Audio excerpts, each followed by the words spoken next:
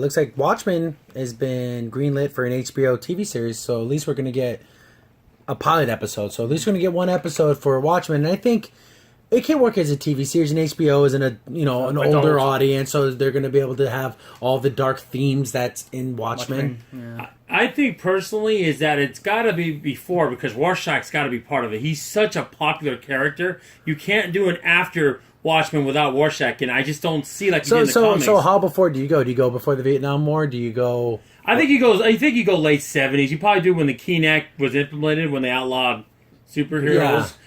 And so you see Rorschach coming in and say, I'm going to go anyways, I don't care. And everyone else besides the comedian will still be a superhero because he's working with the government. So I think that's how you're going to probably see that when the Keene Act's been implemented. So I'd say anywhere from like 73 to 78, maybe 79. And then have flashback episodes like that to kind of fill it in. Yeah.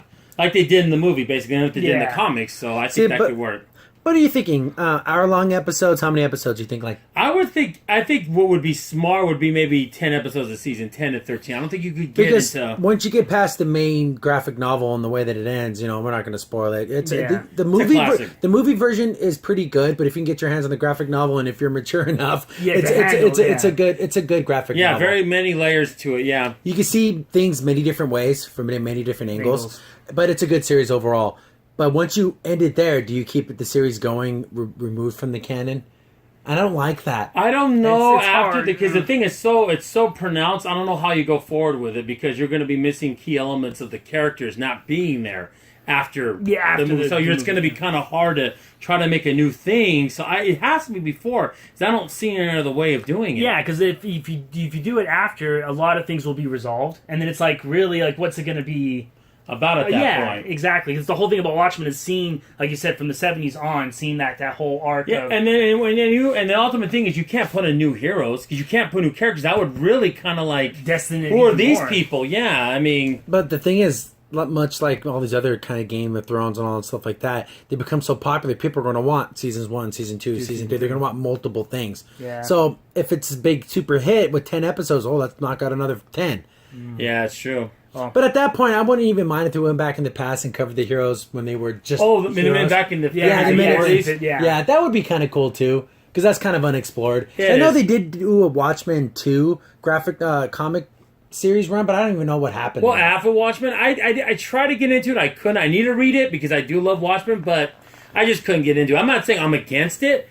I just don't know what really happened. I need to get into it. I have a couple of the issues. I need to get back into reading it and trying to start reading it. So. But it just seems like it kind of reminds you how they're like doing more stuff with The Dark Knight Rises, and it's like kind of like how it wasn't when it was without anything extra. Then you're like well, it's like going back to that. How many more times can you get water? Blood from a stone. I mean.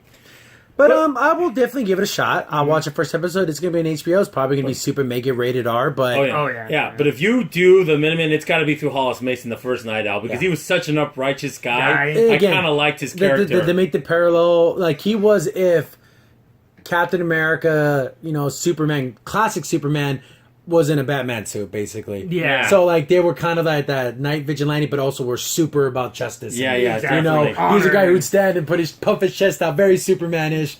And then the first Jupiter was very like a femme. She was kind of like a sexy but superhero. The first kind of that used that to her advantage to develop who she was as a person back then.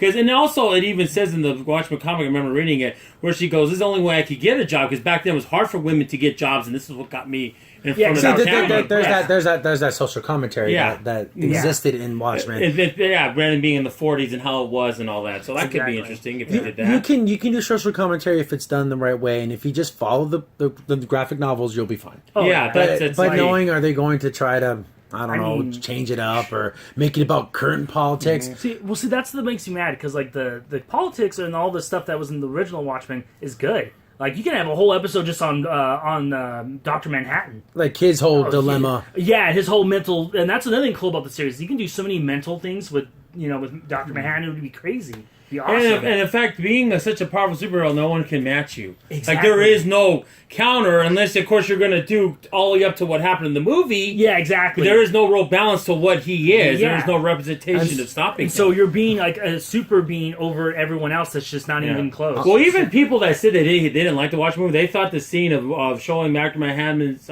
origin was perfect. That whole thing was perfect. Dude, they even loved it. When he said, like, oh, my dad was a watchmaker until they find out time was irrelevant, so then he then he studied to be a physicist and all that. Yeah, because that's what real... Yeah, it was like really out there stuff, and I was like, that's kind of cool. All I know is Dr. Manhattan needs to be naked all the time. And every scene. The real question is... full frontal Dr. Manhattan. But it's representative that you're so beyond humanity. Yeah, you're so beyond that kind of thing. He literally floats around like that painting by Leonardo da Vinci with the man and that thing. That's what he looks like. Exactly. So naked Manhattan at all times. And then the camera needs to just go spinning. That's his character. You don't see his face, you see his underparts the whole time. Because that was, again, being on HBO, you're probably going to get a lot of that. Yeah, a lot of that. Oh, yeah, that don't doubt about it. Just get used to the blue. So, MA17 guaranteed for this. You can just put a TV MA. That's it. And the thing is, they've done this before. I thought they did great with the Spawn cartoon, so I think this could be another step in that direction.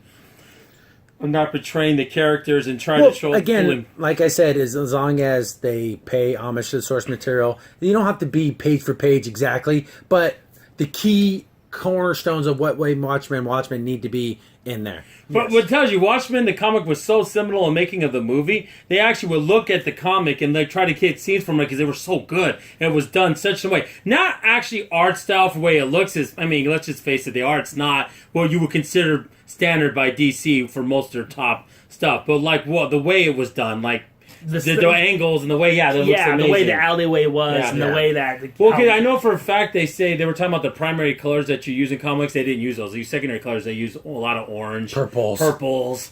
Yellows, things that you don't see mostly in a comic. You always see, blue, reds. Those are the greens are more prominent colors. The colors that stand out. So even from that standpoint, there's different little layers in that when it comes to the comic. I just want to see kind of production photos, seeing what the costumes are going to look like and stuff like that. That's really important to me. But I'll give it a chance. As long I'll give anything, at least that premiere episode. I'll give it a go, and we'll cover it when it comes out. But again, it looks like something that they just ordered, so that's still a long way. That's a ways especially off. Something like Watchmen that's going to be very special effects heavy, at least for some of the scenes. Yes, especially Dr. Manhattan. He is a 100% CGI. And I haven't read the comics in a while, but I wanted to think: do you think they have any of the Black Freighter pirate comic in this? No, I see. But the funny thing is that at least in the background, maybe. But the thing about that is that can get you another couple episodes. Oh yeah, because it has nothing to do about nothing, which is funny because in a world of superheroes, what would kids read about? Other fantasy things like pirates and ninjas. Yeah, that had nothing to do with superheroes. Exactly. It makes no sense. I mean, it makes sense, but it would make no sense for them to read superhero comics because there are actual real superheroes. But it's funny if you were watching in the Hall of Mason thing. It was also part of the Watchmen DVD. They talk about how, they did have Superman. They did read about Superman back then, but then once the heroes came back, everyone lost interest. It doesn't make any sense. Why would he still be reading that? Yeah. Especially when Dr. Manhattan comes around, you're like, well, yeah, that doesn't make any sense. But yeah, that's just... Yeah, because he basically single-handedly ends the Vietnam War. Because technically, if you're that powerful, you totally could. Yeah. He goes in and wipes out a whole army with the wave of his thoughts. Yeah, exactly. They thought he was a god, so that's why they surrendered to him. Yeah. Oh, yeah, big giant blue man in the sky. What else? It just comes down and just wipes out your army. Like, at least he wore his man diaper when he fought the war. At least he had the decency in that. They should tell him, please, and when you go out there, you're going to have to wear the diaper on whatever you have to do. His little man, he looked all like Gil from Street Fighter. Yeah, he kind of is like Gil a little bit, Except for his bald. Well, it's funny, if you watch it in the original comic, I don't know if this is going to be the TV show, when you look Black Freighter, they do have parallels and allegories to what's happening in Watchmen. Stepping on your friends, even though you think you're doing the right thing, and then you become the very thing that you trying to fight. Like making a raft out of all your dead friends. Yeah. Hey. Well, he stepped on him, but you literally used their dead bodies to make a raft. That's hilarious. Yeah, but then he ended up becoming the evil that he thought he was fighting. So that's the parallel of Watchmen, the whole concept. You either die the hero or you live long enough to become the bad guy. Yeah, the villain. Yeah. So I know I can go on this, but this can literally be a 4-hour long discussion about the movies and the comics. There's There's so much layers. depth. There's so many. Yeah, it's not a very long graphic novel, but there's so much just on politics, on morals, on values, on where it fit when it came out with other comic books. I can imagine the writers of other comics and everything saying this, like, wow, what is that? That was amazing. And what we're doing is that's more of that kind of what we need to be doing. Exactly, that internal conflict with everyone that has different points of view, and like in the end, when it's all this is going to come ahead, what do you do? Where you're going to be standing? Yeah, I think I know it's not exactly what we're talking about here, but there's another series I think it's kind of like Watchmen. I think more people need to go. That's why I'm saying it. When it comes to different meanings of what's happening, it's an older show from the '90s. It's an anime called Revolution Utena. I recommend you should watch it because there's a lot of similar like. What it is to be a hero, what are you going to do to become that hero, or are you going to become that villain, like Kim was saying earlier? So I think you should really give that a watch. It's a lot of, to me, there's a lot of similarities. So you should, if you like anime and it's an older one, you get a chance. I mean, you go on their YouTube page, they have all the episodes there. I mean, they're subtitled, but they're free if you want to give it a look. So, there's so much we could totally do a full separate episode just solely focused on Watchmen. Oh yeah, exactly. Because they're trying to bring the Watchmen into the DC universe, like the actual. Oh yeah, DC Doomsday. universe. They even show the clock and it shows Superman on the 12th. So and Batman and Superman gonna like go at it. I don't know. Because for all it's worth, Dr. Manhattan should be able to kill Superman. Exactly. He could be strong on a nuclear level, but is he strong? Like so again, I don't want exactly. None of that's going to be in this TV series. Oh my goodness, that battle right there would just be mind blowing because like.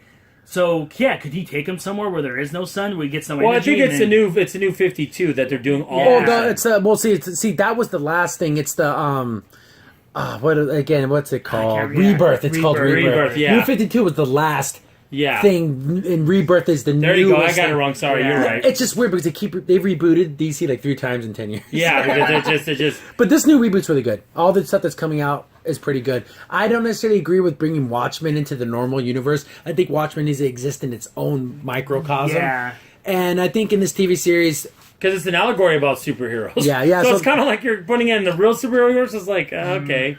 And the fact even Batman finds the happy face with blood, the little button thing, because the comedian's like a murderous Batman, basically. That's I had that with Rorschach. You could say that kind of like that mold. But moving on to other TV news. Hi guys, Crimson Sin here. You just watched a clip from our weekly podcast show. Be sure to check out the full podcast available here on this channel. Also, if you like the content and you want to see more of it, be sure to hit the like button and also go ahead and subscribe. Thanks for watching. Stay tuned for more.